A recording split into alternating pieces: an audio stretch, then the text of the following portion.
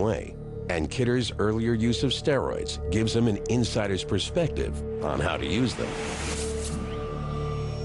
I always start out with injectables for a few weeks and then add different orals in over about a 16-week period.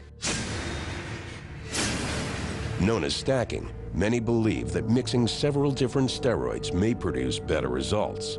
It's good to have a few different compounds in you than an abundance of one. So that just keeps your receptors always clicking and popping and pulling the stuff into your body and utilizing it to the best that it can.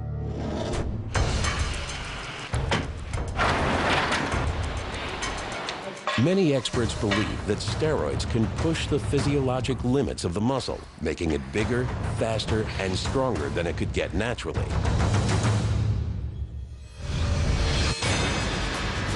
Steroids affect the body by enhancing the natural process of muscle building. The key to building muscle is protein synthesis and cellular repair. Skeletal muscle is made up of long fibrous chains containing proteins. Bundles of thousands of fibers make up the muscle itself. When an athlete engages in a heavy workout, this structure is damaged, causing micro tears in the muscle fibers. The body naturally repairs this damage by mending the torn fibers. The result is a muscle that's larger and stronger than before. And with each additional workout, the athlete adds bulk, strength, and speed. With steroids, muscle repair can come faster, much faster.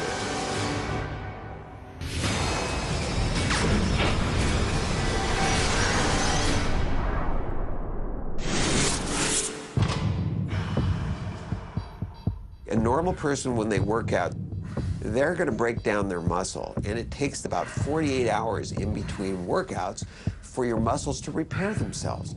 Well, anabolic steroids speed up that process. So rather than taking 48 hours, it may be only 24 hours. So you're able to work out more frequently, longer, more intensely, and then recover faster so you can work out again. And they can build muscles far beyond what an athlete can do naturally.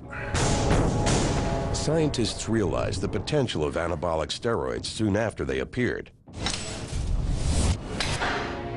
In 1939, German scientist Adolf Butenandt won the Nobel Prize for Chemistry for his pioneering work on testosterone. Hitler refused to let him accept the prize, but from World War to the Cold War, Germany pioneered steroids research. At the 1976 Olympics in Montreal, East German athletes won 40 gold medals, including 11 in women's swimming. During the 70s, the East Germans had a phenomenal record in the pool. And it wasn't until about 20 years later when it finally emerged that they had a drug program in place, and they were just taking all the medals, literally. By the end of the 1970s, steroids had infected sports in other countries, but steroids was not yet a household word. So far, the death toll is estimated at over 60, with many more feared trapped inside. The Department of Transport has announced the closing of thousands of bridges until crews can inspect them all.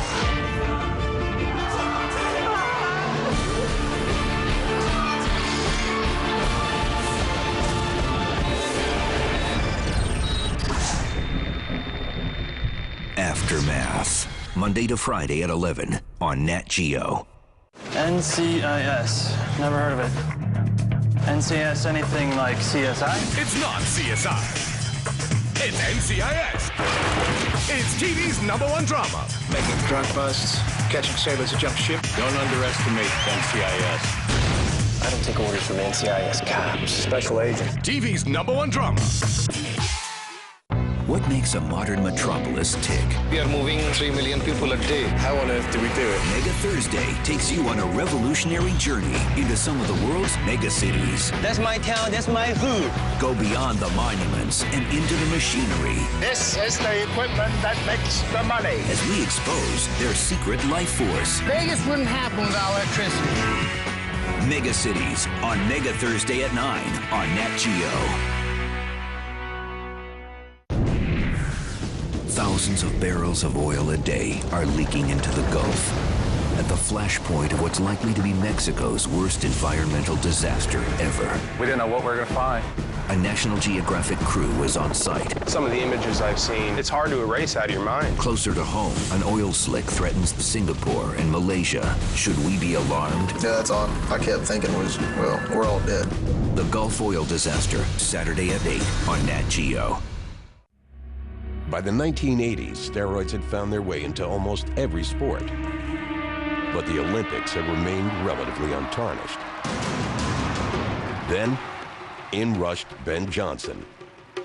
And there go. Ben Johnson, Carl Lewis is way out. And Ben Johnson really has, and look at McRae's in second. And it's Ben Johnson, and he's going to walk. Ben Johnson first. In 1988, the Canadian sprinter won the gold in the 100-meter dash in the Seoul Olympic Games, shattering the world record.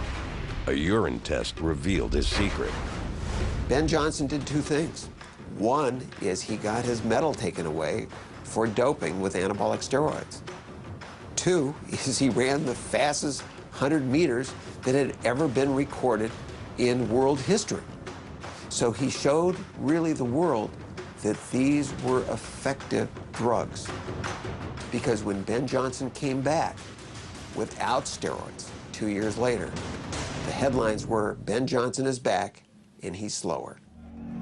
After the Johnson scandal, the American government held hearings on outlawing the non-medical use of anabolic steroids. Those opposed included the American Medical Association, the Food and Drug Administration, even the Drug Enforcement Administration. All testified that steroids weren't addictive and didn't warrant being banned. Despite this, in 1990, Congress voted to make steroids illegal without a prescription. Most who take steroids think there's minimum risk or low risk or risk they can handle. But that's the problem. This very powerful hormone that's going to your brain, it's going to your muscles, it's going to your liver, it's going everywhere, and it's changing you. The challenge for science is proving it. But not all steroids are created equal.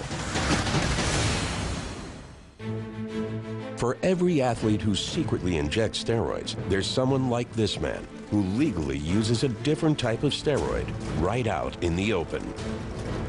There are several classes of steroids. Most often confused are anabolic steroids and corticosteroids. Both are synthetic versions of hormones produced naturally in the body, but they perform two completely different tasks. Athletes use anabolic steroids to build muscle. Corticosteroids are used by doctors to reduce inflammation. Everything from arthritis medication to asthma inhalers contain corticosteroids. Unlike anabolic steroids, they cannot build muscle. But anabolic steroids have their place in legitimate medicine as well.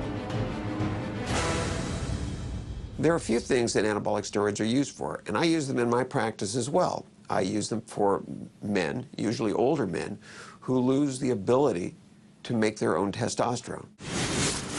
Other doctors prescribe steroids to treat muscle loss, anemia, stunted growth, and delayed puberty. Anabolic steroids are simply synthetic versions of testosterone, the primary male hormone. In short, they're man-made versions of natural testosterone produced in a lab instead of the body.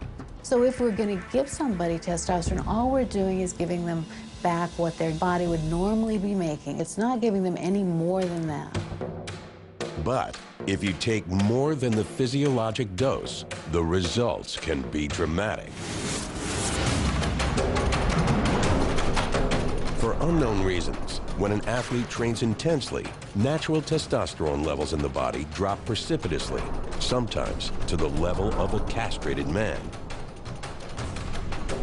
The body also releases another hormone called glucocorticoids to reduce inflammation. But glucocorticoids have a second effect. They are catabolic, meaning they break down muscle tissue. It's a double whammy against the muscle, a drop in testosterone and an increase in muscle-wasting hormone. It's speculated that steroids affect the hormone imbalance in two ways. First, they may replenish testosterone levels after a workout, accelerating muscle repair. They may also block the muscle-wasting effects of glucocorticoids. The result is a muscle that quickly gets bigger and stronger. For athletes, inhibiting these two roadblocks to muscle building provides a huge advantage. Steroids are incredibly effective. A young guy who eats badly, sleeps badly, smokes, drinks too much alcohol, misses half of his gym workouts, and takes steroids can blow away the most dedicated, most gifted athlete who does not take steroids in terms of sheer muscle gains. But to achieve those gains takes high doses of steroids. Most doctors prescribe anabolic steroids in what they call a physiologic dose, the amount of testosterone a man produces naturally. Some endurance athletes who want to reduce recuperation between workouts use a physiologic dose of steroids. Some sprinters with higher strength and power needs may use twice the natural amount. But what about bodybuilders and weightlifters? In some of the studies that we have done, we have encountered guys who are taking the equivalent of 100 times the natural output of testosterone, which is between 50 and 75 milligrams of testosterone a week. We've seen guys who are taking 5,000 or 6,000 milligrams of testosterone or its equivalent per week from injections or pills. And the more you take, the bigger you can get. For many athletes, anabolic steroids seem like the proverbial fountain of youth. Steroids have profound effects. You could see results in as little as 2 weeks, maybe even less. You'll start to actually see an increase in muscle size pretty rapidly. If you train for endurance, your muscles are going to take on endurance-like characteristics. If you train for strength, your muscles are going to take on strength characteristics. And if you're going to train for size, your muscles are going to take on size-like characteristics.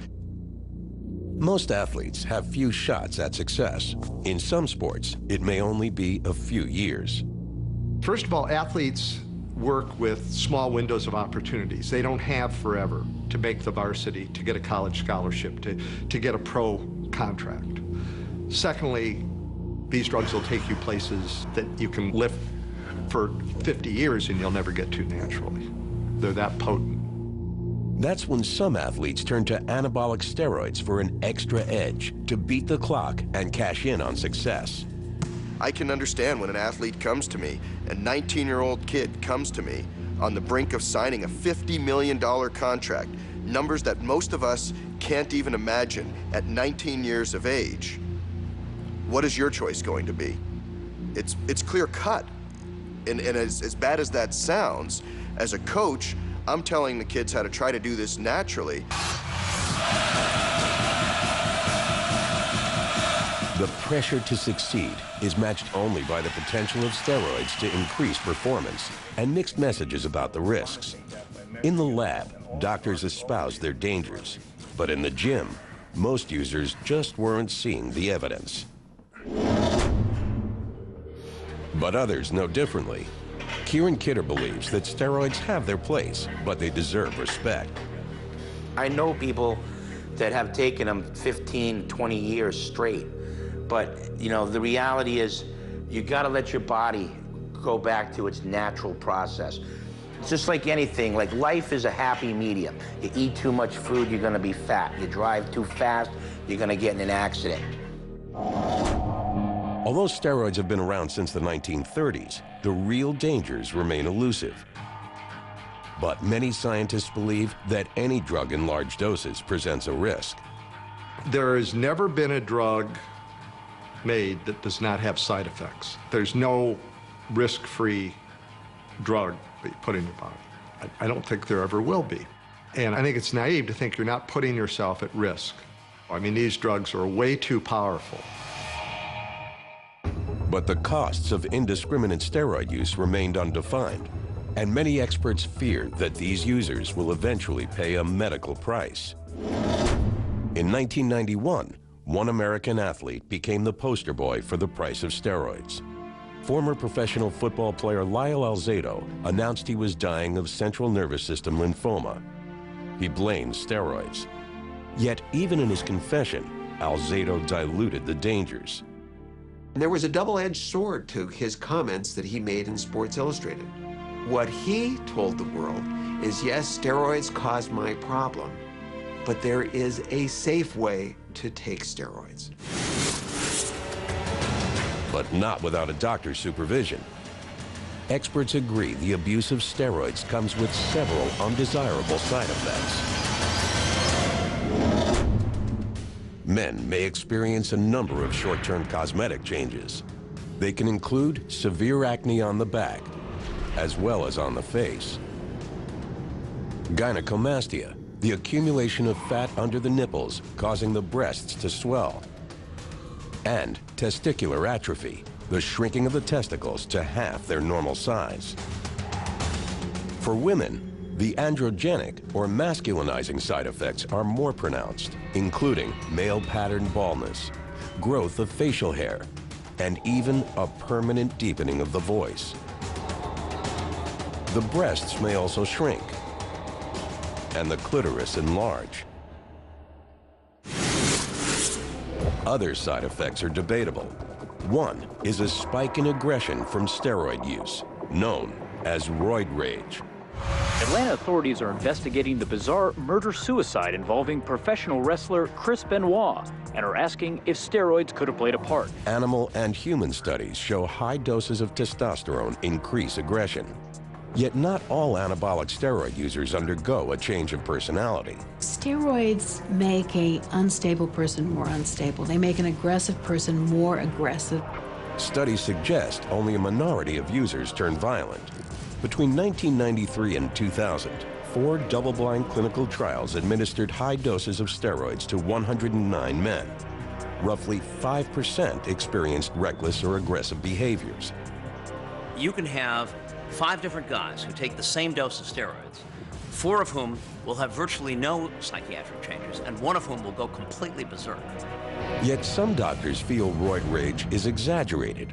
I will admit, I think maybe roid rage does exist. I think it's very rare. I think it's been blown way out of perspective. Roid rage isn't the only side effect under debate. People take steroids, men and women, because it works. But it comes at a price. The price, perhaps life itself.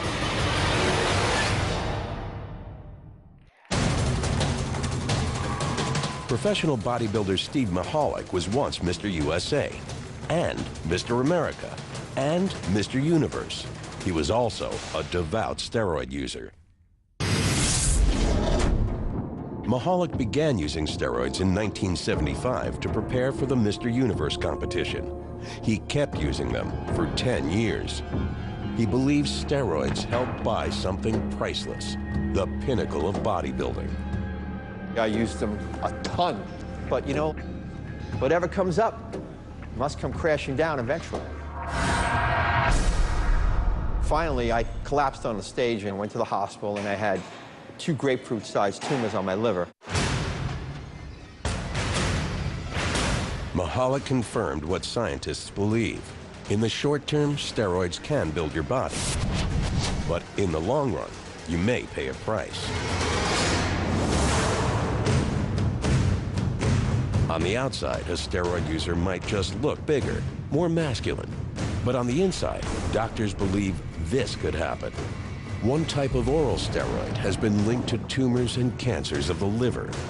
Others have suffered a rare condition called peliosis hepatitis, where blood-filled cysts form on the liver and can rupture, causing internal bleeding. Some studies also suggest that tumors can form on the kidneys, decreasing function. As the body loses its ability to filter the blood, toxins build up, leading to fluid retention, increased blood pressure, and eventually, kidney failure. But even more alarming is the effect of steroids on the heart. Steroids can dramatically alter cholesterol levels, increasing the risk of heart attack or stroke.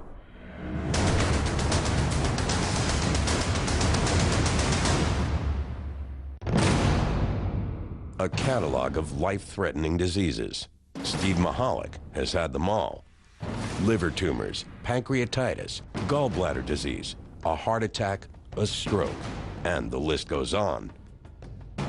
All my organs were shutting down one by one. piece by piece. And all my arteries were clogged, all 7 in my heart. I had no blood going to my heart. The doctor woke me up. He said he saw more blood in a dead person than he saw me being alive. Steve has company. Spare the pain, spare the shame. Let's go. My group of champion bodybuilders, 70s, 80s bodybuilders, are now just starting getting bypass surgery, who's getting valve replacement surgery, who has liver problems, kidney problems, who died, heart attack. It's all happening. No one ever smoked. They didn't drink. Our diets were impeccable. We exercised as well as did aerobic cardiovascular work. We followed every natural rule and law to keep us healthy and alive. Except they all used steroids. That's the difference. There's that one variable, and it's only one variable amongst all of us. But while Mahalik blames steroids, science has reservations. Last 70 years that these drugs have been used in medicine, I'm not aware of any study that's evaluated their long-term effects.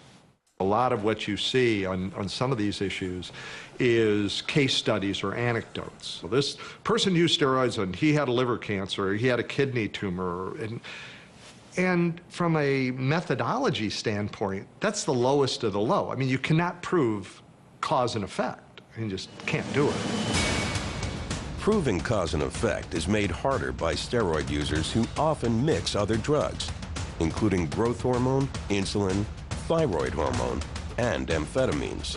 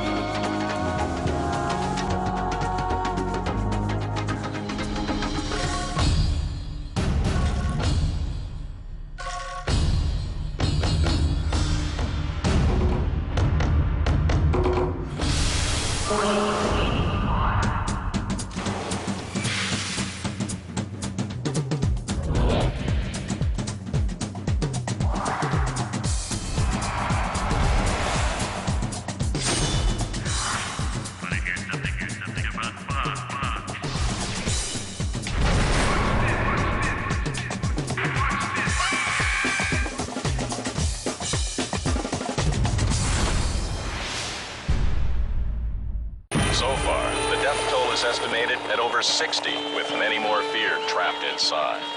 The Department of Transport has announced the closing of thousands of bridges until crews can inspect them all.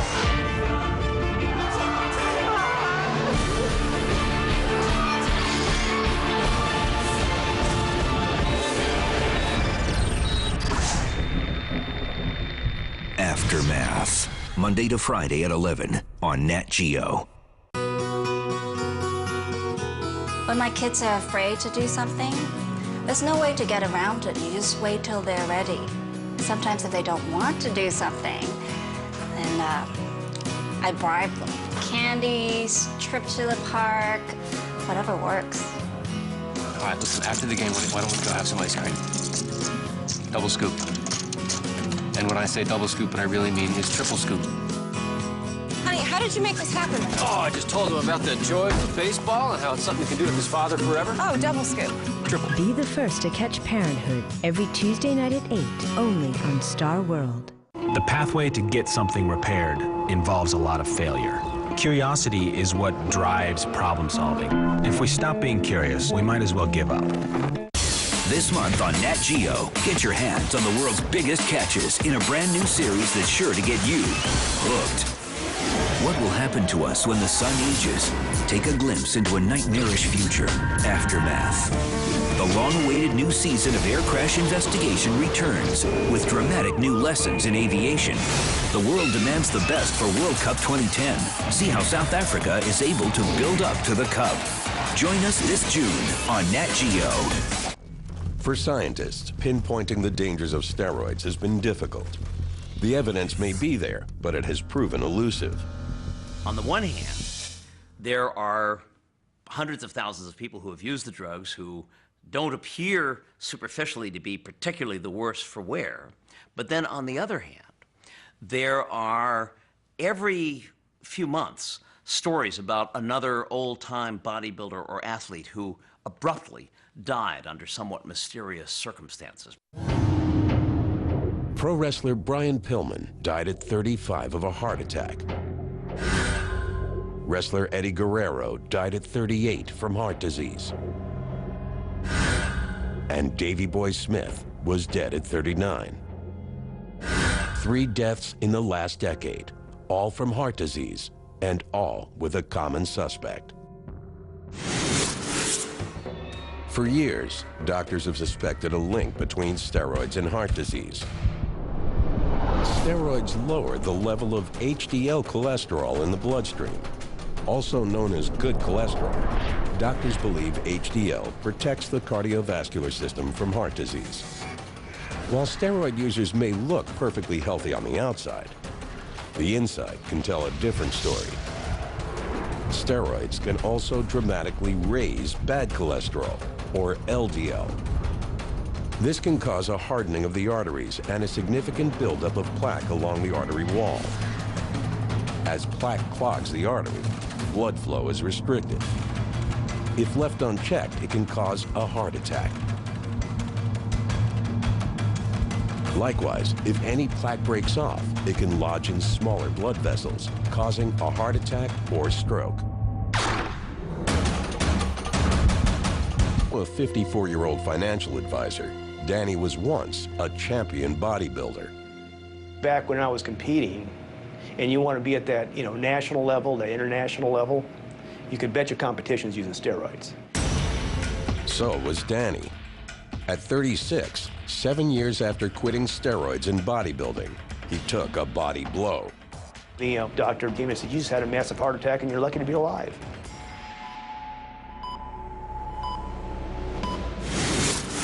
McDermott is now a patient of Dr. Larry Santora, a director of cardiac CT at California's Orange County Heart Institute. So you have 3 major arteries, one down the front, one on the right that supplies the bottom of the heart, and then one behind the heart. You have atherosclerosis or plaque in each of those. Rotate. In the fall of 2006, Santora published the first ever observational study on steroids and heart disease. It was also the first study to use an electron beam CT scanner to see how much plaque had built up in steroid users. So this is hardening of the arteries. Santora analyzed 14 bodybuilders between ages 35 and 55 who used steroids for an average of 12 years. A significant amount had severe plaque at a very early age, in their 30s, the type of plaque that you might see in somebody in their 70s or 80s. The outside of the great, they're massive, well-developed, they're professional bodybuilders. But inside, their arteries were severely calcified or hardened. And so this is a premature hardening of the arteries with no other explanation other than taking steroids. For all 3 of your major arteries, you have atherosclerosis or plaque in each of those. To get to this level of bodybuilding and a professional athlete who uses it and performs, they're going to need to take it for several years, and that's when you're going to start to see the effect. And these guys have been doing it for 10, 12, 15 years, and they're going to die suddenly. We're going to see people, instead of dying in their 70s or late 60s, in their 40s, 50s, maybe even in their mid-30s. I'm lucky that I got through all that so far, but I don't think I would do it again. Knowing what I know today, I would not do it again. Yet Santora can't prove his fears. His study group was too small to draw big conclusions. The problem with studying illicit drug use in general, and with steroids in particular, is that you just can't go out and do a laboratory study. You can't intentionally put people on steroids for 20 years to find out what happens to them, because the Human Studies Committee would not permit that. So for ethical reasons, the only way that you can study these phenomena is just to go out there in nature and see what you can find. And when you do that, there are all kinds of methodological limitations which make it hard to get convincing, solid results without the risk of some sort of distortion. As doctors search for answers, some steroid users ignore the danger signs. Some doctors blame their own profession. It took the medical community an amazingly long time to actually concede that steroids do work. Even today, you can still find, for example, in the physician's desk reference, statements that steroids have no value for enhancing athletic performance. So that having failed on that count, they were also discounted when they started talking about potential dangers of steroids because they had already lost their credibility. And with the loss of medical credibility came increased use. Today, steroids can be found everywhere and in every sport. They're going to always be part of powerlifting and bodybuilding and strongman sports like that. Now they've become so prevalent in Major League Baseball and other professional sports. In 2005, some of baseball's greatest players addressed the American Congress on steroid use in professional sports. Members of the committee, distinguished guests, my name is Jose Canseco, and for 17 years I played professional baseball. In his book and during testimony, Canseco spoke of rampant steroid use in baseball. Since then, more heroes have fallen. In 2007, American baseball took a major blow. In a massive investigation, over 80 players from every American team were implicated, including two of the game's best players, Barry Bonds and Roger Clemens. Both have denied the accusations. For athletes, millions of dollars and world records can ride on gaining the slightest edge. Now, steroids are moving into arenas where the stakes are small, but the risks are just as high. They're going to always be part of powerlifting and bodybuilding and strongman sports like that.